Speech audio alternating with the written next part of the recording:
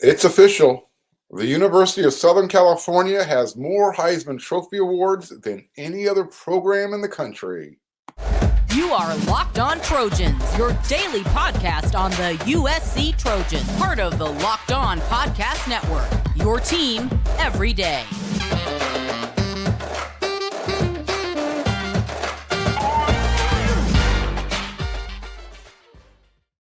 Hey, fight on, everyone. I am your host, Mark Holkin, and thank you for making Locked On USC your first listen every day. Whether you are watching on YouTube or wherever you like to download your podcast, I remind you, we are free, and I want to thank you all for coming along for the ride. I hope you're enjoying the show. If you are watching on YouTube and you haven't done so already, do me a favor, hit that subscribe button. It means a lot. And as always, to those of you who have, thanks again. All right, so this episode is sponsored by LinkedIn. LinkedIn Jobs helps you find the qualified candidates you want to talk to faster. Post your job for free at linkedin.com/lockedoncollege. That's linkedin.com/lockedoncollege to post your job for free. Terms and conditions do apply. So Caleb Williams became USC's 8th Heisman Trophy winner this past Saturday. It makes it official. Number 8 gives USC more than any other program in the country. Once his name was announced, again, it was official. The formalities were over. And, watching Caleb on the field, it made it real easy to understand, why he was the overwhelming choice with all the first place votes. But listening to his acceptance speech, I think really illustrated why he's considered such a great person and a great locker room leader. In this first segment, we're gonna talk about Caleb's speech and obviously him winning the Heisman Trophy, USC's 8th, and then we're gonna segue in to actually recognizing that USC has 8 Heisman Trophy Awards. We'll get to that shortly. So, Max Dugan from TCU, CJ Stroud from Ohio State, and Stetson Bennett from Georgia. They knew that they were kind of just there to be seen and appreciated, and given respect for their great seasons that they had. But they also knew that this was the year that Caleb was winning the Heisman Trophy Award. It was, like I said, the formalities were over. All that pomp and circumstance was just kind of going through the motions, waiting to call Caleb's name. And but Caleb did make sure, and again, this is why he's such a great locker room presence, and why players want to play with him. He made sure that those other 3 Heisman finalists had an opportunity to be recognized for their seasons. And he pointed this out by saying, I may be standing up here today, but you all get to go to the college playoffs. So, again, that's just Caleb's way of saying, hey, you know what? I'm going to get this individual award, but you guys are going to be playing with your teams in the playoffs. And from a competitive standpoint, that's where Caleb would much rather prefer to be, because he'll have another opportunity to win the Heisman. Believe it or not, he's only a true sophomore. If Caleb decided to stay in college for 4 years, man, would he be the first 3 times? He would definitely be the first 3-time winner. And if he could repeat next year, it'd be the first since Ohio State's Archie Griffin. So, like I said, it was really classy to make sure that those 3 understood how important their seasons were, even though Caleb was winning the Heisman Trophy. The giggle moment, I think, during his speech was when Caleb remembered that Stetson was his host when he took his official visit to Georgia out of when he was being recruited. So that was kind of funny. Here's another reason why Caleb is a team first guy. Did you guys know? Did anybody know? He talked about it during the Heisman ceremony, but Caleb wasn't going to show up in New York unless his 8 offensive linemen that played in front of him this season also got to go, and not on their dime. Somebody else was going to pay for it. So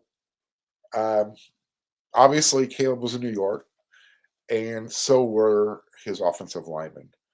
So once finals were over on Friday, those guys jumped on an airplane and they got to head to New York for the weekend, or at least for a couple of days. I don't know how long they stayed, but I do know that once the ceremony was over, they were all going to have a good time Saturday night in New York. We'll see what I can find out, and I'll report back maybe later this week. So here's what I will say, though. If Caleb can make that kind of demand, have that kind of leverage, and let's be honest, having 8 people go to New York is not cheap. It's going to cost a pretty penny. Somebody paid for that. And yes, Caleb is worth $2 million. Some are estimating his NIL is well over $2 million. But I don't think Caleb paid for it. But if he has that kind of leverage to make that happen, in other words, I'm not coming unless these guys get to go. Don't you? I would have loved to have seen him use that same energy, that same leverage, to maybe talk up Reggie during his acceptance speech. Never happened. It's a minor criticism, minor critique on my part. I was really hoping that would happen, but I also kind of got the impression that he was asked to keep it on the down low. Before the ceremony, when WeRC.com's Scott Schrader was interviewing him, Caleb gave the kind of the "it wasn't up to me" type of answer. It's up to the Heisman Trust, yada yada yada yada. Nevertheless, I don't think anything would have happened had he slid Reggie's name into during his acceptance speech. So things started to get emotional. Obviously, it was a long speech, but very well written and very well delivered. Again, Caleb is a master on the field. He's going to do very well off the field when his football career is over, if he wants to get into speaking. He mentioned that Lincoln Riley is the big dog. By the way, Lincoln Riley is the first head coach to coach up 3 quarterbacks to win the Heisman. And this is Caleb Williams addressing the big dog. Quote, Coach Riley, we committed to each other on 2 separate occasions, but with the same dream. Since our OU days, we've been through a lot, and even the sudden change in field from Norman, Oklahoma, to the University of Southern California, our dreams have not changed. They say either change your dreams or change your habits, and I damn sure wasn't going to change my dreams. Glad you didn't change yours either, but we both know the job is not done, end quote. One other thing on our Coach Lincoln Riley, he joins Coach Tommy Prothro as the only head coach to coach 2 Heisman winners at 2 different schools.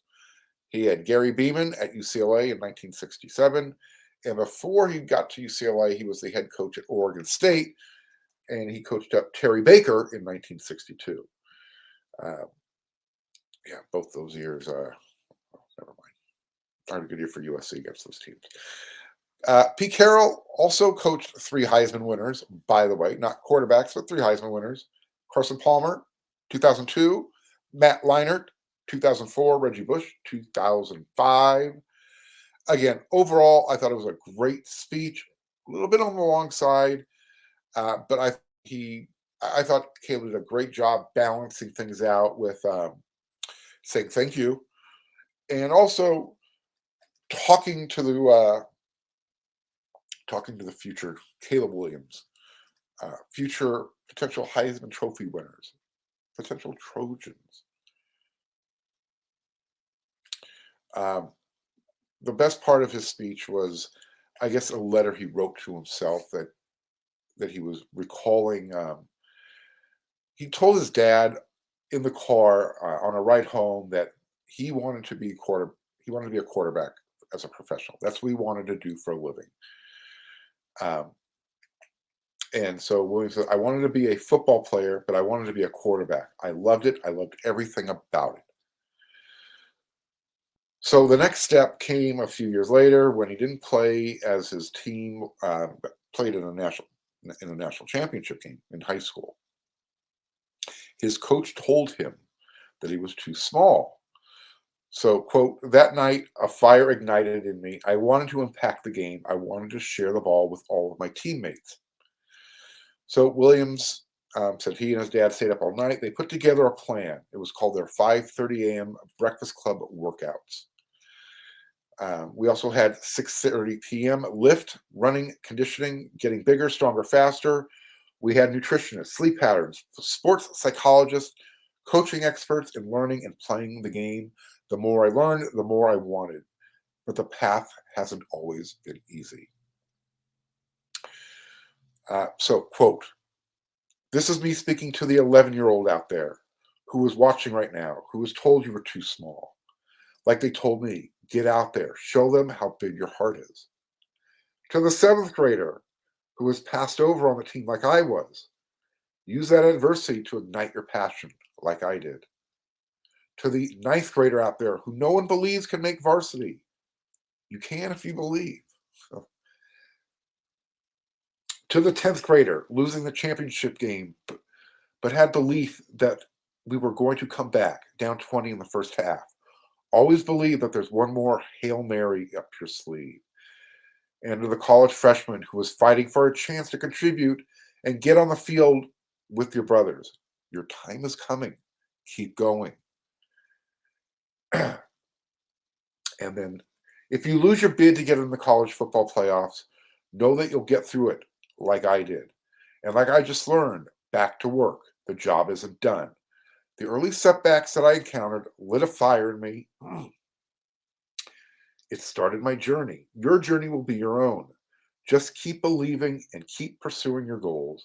If you're willing to put in the work and surround yourself with positive people, you can achieve anything. I used to write down my goals in a journal, and what used to just be words on a piece of paper has me standing here today. So everyone, dreams really do come true. Thank you. Fight on. There you go. It's even got me a little choked up hearing it and reading it myself. So let's get linked in with Caleb, and let's get linked in with LinkedIn Jobs. Because these days, every new potential hire can feel like a high stakes wager for your small business. You want to be 100% certain that you have access to the best qualified candidates available. That's why you have to check out LinkedIn Jobs. LinkedIn Jobs helps you find the right people for your team faster and for free. Right people like Caleb Williams.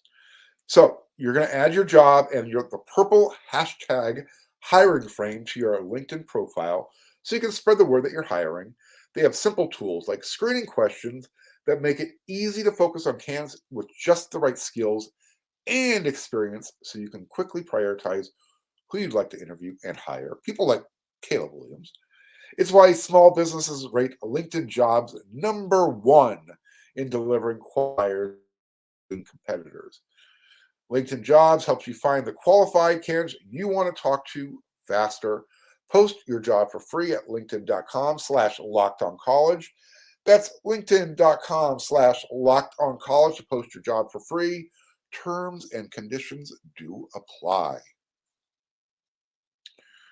Okay, so I've gathered myself together, not as verklempt anymore.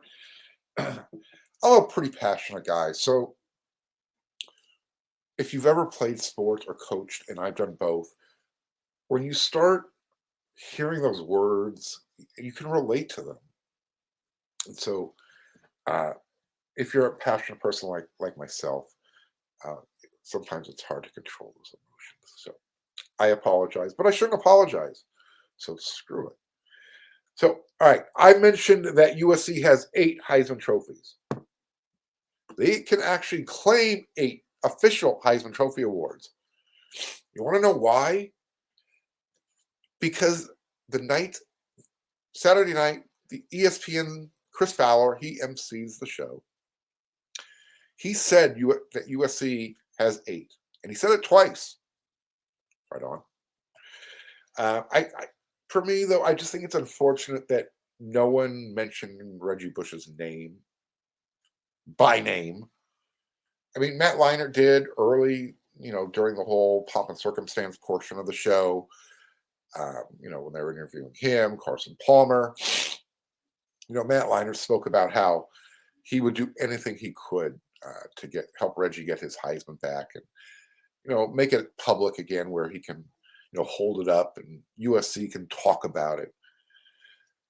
But for me, it's just the utter hypocrisy of the situation. It's just so stupid. I mean, if Chris Fowler, and if you're going to acknowledge that USC has 8, then mention all of them by name. Each person, it's okay. I mean, when Caleb was introduced by Chris Fowler to come up on stage with the other 3 finalists,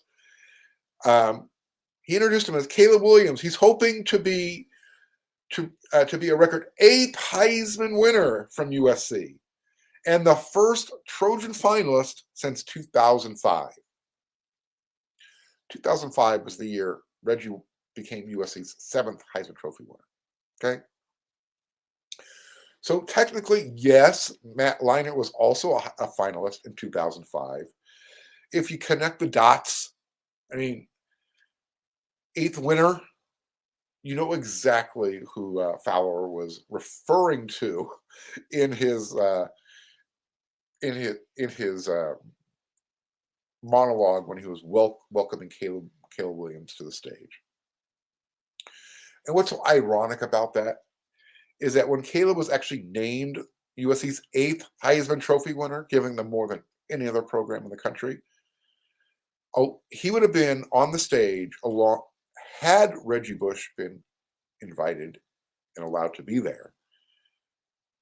Caleb Williams would have been 5 Trojans up on the stage who won the Heisman Trophy. Reggie Bush wore number 5. So Caleb Williams, Mike Garrett, Carson Palmer, Matt Leinart, Reggie Bush. Obviously, Reggie wasn't there. So there was only 4 Trojans there. Again,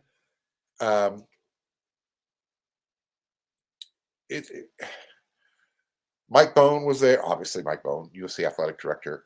Early in the year at Salute to Troy, which happens, typically it happens at the end of fall camp. This year it happened a little bit earlier during the summer.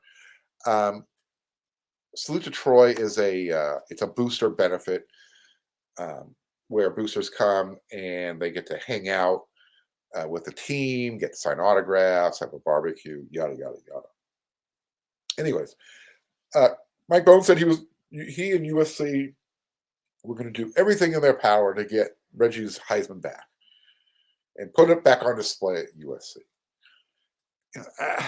I'm sure they're still working on it behind the scenes. I just think this would have been a great opportunity to say, hey, you know what? USC has 8. Let me show you number 7. I don't know. Look, for me, I look at it from this point of view. If we're going to claim 8 Heisman Trophy winners, let's rep them all. Let's put number 5's jersey back up there at the Coliseum in the peristyle with everybody else's. It's time. I mean, I asked the question again. I've asked it before. I'm going to ask it again. Somebody give me an answer. Even all you haters out there who I appreciate watching the show, listening to the show. You can hate all you want as long as you keep watching, listening. I got thick skin. Um, what can the NCAA do to USC if they put his Heisman Trophy back in Heritage Hall next to the other 7, soon to be the other 7, as soon as Caleb's arrives? I mean, what can the NCAA do at this point? I mean, USC has already been given the NCAA's blessing. They welcomed him back to the university, Reggie. He's back in the family. He's been participating in certain aspects of the program, promoting certain things within the football program. So, what the hey? Get that Heisman Trophy out of the basement, dust it off, put it prominently in Heritage Hall between Matt Leinertz and Caleb Longs.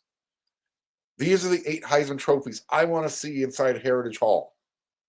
Mike Garrett, 1965. O.J. Simpson, 1968. Charles White, 1979. Marcus Allen, 1981. This is why they were called running back U. Tailback U. Those first 4. Then it became quarterback U. Carson Palmer, Matt Leinart, Reggie Bush. Got to get a running back in there. And we're back to quarterback again, Caleb Williams. That's 8.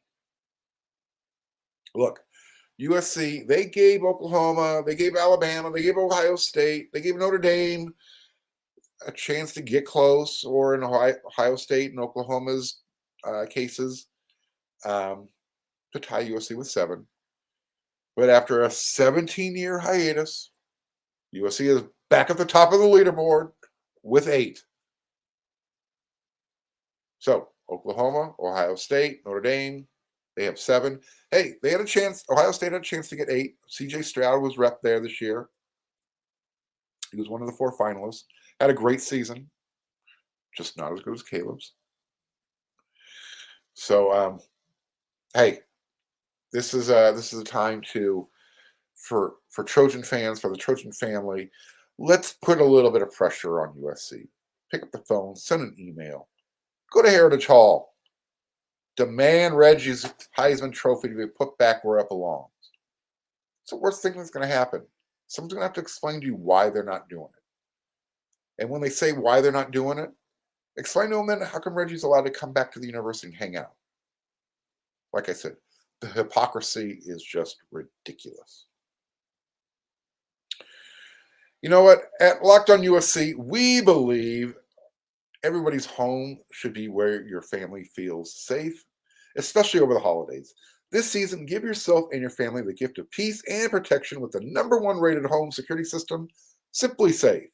And right now, SimplySafe is offering Locked On USC listeners 40% off a new security system, but don't put this off. SimplySafe was just named the best home security system of 2022 by U.S. News and World Report. That's for a 3rd year in a row. And in an emergency, they offer you 24/7 professional monitoring agents that use Fast Protect. That's their trademark technology, exclusively from SimplySafe, to capture critical evidence and to verify the threat is real, so you can get higher priority police response. SimplySafe is a whole home security with advanced sensors for every room, window, and door, high definition security cameras for inside and out, smarter ways to detect motion that alert you only when a threat is real, and even hazard sensors that detect fires, floods, and other threats to your home. You get 24/7 professional monitoring service that costs less than $1 a day, less than half the price of a traditional home security system. So don't miss your chance to save big on my favorite security system. Get 40% off the new system at simplysafe.com/lockedoncollege today. That's simplysafe.com/lockedoncollege. There's no safe like SimplySafe. So, Heisman Trophy in the books. And we've got early signing day coming up right around the corner. But USC just got their first transfer portal commitment. Woohoo! Fight on. So, Jamil Muhammad, we spoke to, I mentioned him last week. a couple of times. So the one-time quarterback at Vanderbilt, who then transferred to Georgia State and converted to linebacker, 6'2", 245 pounds. He took his visit to USC over the weekend. Didn't take long to convince him he wants to be a Trojan. So again, I mentioned 6'2", 245 pounds. And you look at him, he looks like your prototypical Russian outside linebacker, position of need for USC, to say the least. But he's not just, brawn. He's got some brains too. You get accepted or recruited by Vanderbilt, you're pretty smart. He also made the deans and honor roll list at Georgia State. So, knowing he also played quarterback in high school and in college before he transitioned. Pretty smart guy. I think that's going to play well on the defensive side of the ball, something USC could use, right? Excuse me. Not only do you want smart guys over there who take the right angle and who can read an offense, but you want somebody who's physical. As I mentioned, 6'2", 245 pounds. Last year, 2022, he had 44 tackles. 5 of those were for a loss. He had 1 interception, and not bad. That was his numbers in 2022. In 2021, he actually led the Georgia State Panthers with 6 sacks, and he was second highest on the team in tackles. Actually, I'm sorry, those 6 sacks were the second highest in program history. In 2021, he also forced a fumble. He had a fumble recovery. He had a pass breakup. And of those 6 sacks, 5 of them came over the last 4 games of the season. So as the season went along, he got better. I like that. And I think Trojan fans are going to like that as well. I mentioned a couple other players, last week who took some visits. We'll see how that plays out for USC. This week, we'll get some feedback, hopefully, from Scott Schrader and Eric McKinney over there at wearesc.com. But again, USC's got their first. It's in a position of need. And we know that the coaching staff right now is they're on the road. They're doing in-homes. They're trying to lock up, lock on, and lock in their recruits. Tackett Curtis, high school linebacker from Manny, Louisiana. Oh, by the way, his team won a state championship. He'll be coming to USC early signing period. Can't wait. USC is going to have a really nice recruiting class. But we'll talk more about the high school recruits this week because we're going to start getting some more feedback from their in-home visits. But the big emphasis right now, it's on the transfer portal. And I think people who love to follow recruiting, you're going to have to jump on this new paradigm because that's the way it's going now. Early signing period, it's all about the transfer portal. So here's another question I'll leave you with. Give me some feedback and we'll talk more about it. Will USC see more players jump into the transfer portal after the bowl game into the second window, transfer portal window? I say yes. What do you think? You tell me. Until this next episode of Locked On USC, you guys kind of know what to do. You know the routine.